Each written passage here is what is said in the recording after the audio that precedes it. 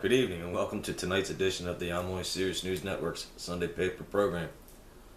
As you can see by my appearance, I am in day 3 of being laid off. Cracker, please. I gotta play the role now. A bum's a bum. However, in the news this week, the Brits are going gaga over a princess, no name yet. We don't know who she is. Little princess born to Prince William and Kate. They don't always call her Princess Kate, just Kate. And speaking of the royals in Britain's old colony of Canada, rape seed is a big money item. Rape seed. Looting goes on in Baltimore. And slaves' homes to be rebuilt, the cost has now exceeded $10 million. Monticello, cracker, please. And finally, victim number 1 speaks out of the Sandusky Victim Program. Yeah, second mile. Here it comes. These stories and more on tonight's edition of the Amoy Sirius News Network Sunday paper program. It's the Amoy Sirius News Network with Dan Mahan, Tony Viejo, and Darren Martinez.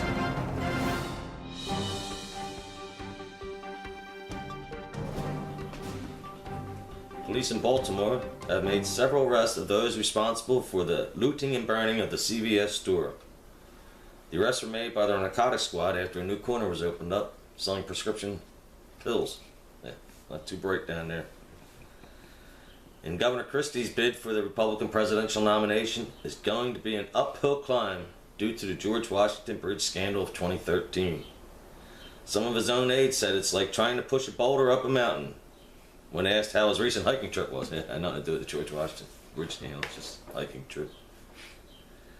And speaking of candidates getting into the presidential race, a Larry Sanders lookalike, Senator Bernie Sanders of Vermont, has announced his candidacy for president in the Democratic primary. You go, guy.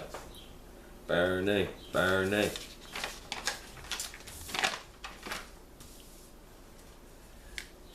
And in Texas, a manager of a Popeyes chicken was fired for getting robbed of $400. However, the robber was given discount coupons for his next visit, just in case he wants to come back. And slaves are back in Monticello. You know, Thomas Jefferson's little slave trading business down there in Virginia. Not really slaves, but their old quarters, where they lived. And believe it or not, somehow it cost over $10 million to rebuild slave houses from the 1700s. Cracker, please. What do they got, air conditioning there now? And Hawaii has been spammed. Not their computers, but their appetites. Apparently them freaks over there in Hawaii love to eat the canned meat. Cracker, please, some say. Not with spam, they say. Over there they have spam and eggs in the morning, barbecue spam for lunch, and believe it or not, even spam cupcakes as a dinner dessert. Cracker, cracker, please. Speaking of actresses, actress Hilary Duff has started slumming for a new mate on the social dating app Tinder. Yeah, apparently she's tired of dating celebrities. Next up, she says she's going to advertise on Craigslist. Oh yeah, she's moving on up. Speaking of social media, a Texas woman posted on Facebook that she was getting ready to start a new job in a daycare center, which she hates to do. Well, her employer gave her just what she wanted and fired her from her job she never made it to. There you go, dumbass. Also, President Obama was with Japanese Prime Minister Shinzo Abe to hammer out a new trade deal and asked if he's ever seen Godzilla or Mothra. So, you know, the thing in Japan. In international news, another royal arrived this week in London. Princess Kate and Prince William had a baby girl. Oh yeah. And in keeping with British custom, her teeth were yellow as gold. Yeah, they just love that over there. And let's see what else we got. Oh, in a small town in Saskatchewan, Canada, known for its crop, rapeseed, Yeah, it's used for biofuels and feeding farm animals. Has decided to change its current moniker, which is the Land of Rape and Honey. Ooh, what a sweet sounding moniker that is. And they've changed it to Give It Up, Sweetie. Rape, give it up. Well, you should have been there. In local news, victim number 1 of Jerry Sandusky speaks out about his abuse. It's a damn shame what happened to him, but becoming an instant multimillionaire from it leaves this message for kids out there: that if you're getting abused, don't let it happen inside somebody's car. No, no, no. Make sure you get it done in the house, and better yet, at that person's office. That way you'll never have to work again the rest of your life. Let's see. Oh, and Pennsylvania Attorney General Kate Kane has gone from prosecuting criminals to hiring them. That's right. Her new chief of staff has been accused by several women in the office of sexual harassment. Prior to this promotion, by the way. When asked why he was hired, Kane said, well, he cleans a good carpet. She's divorced now. Cracker, please. And we'll do sports. Yeah, you do sports. Do sports and then introduce me. Okay. And finally, for the news, in sports this week, the NFL has just completed its draft of 2015. The Eagles didn't get QB Marcus Mariota, but they did get a bunch of people that we never heard of. Yeah. Meanwhile, the rapist, shoplifting, and vulgar Jameis Winston, actually, the QB from Florida State University, was selected number 1 overall. There you go. Who says crime doesn't pay? And now we go to our very own movie man, Darren Martinez himself, with a movie minute update. Thanks, Dan. You're welcome. All right. So, I saw Avengers 2, sequel to Avengers 1. I loved it. I thought it was incredible. It was just a great action film. Tons of action. Exactly what I thought it was going to be. I don't think it was as big as the first one, but I still loved it. Like, I still loved everything about it. There's some stupid stuff in there, of course, some inconsistencies within the whole Marvel Cinematic Universe. But overall, I loved it. And me and Tony just recorded a 15-minute conversation about it that you can listen to on live365.com. Look for the Loud and Loaded radio station and check it out. Besides that, I did this 4D experience, Insidious, at South Philly. Yeah. It was excellent, fun. I tried the Oculus Rift virtual reality. I loved it, and I can't wait to see more of it. That's my movie minute.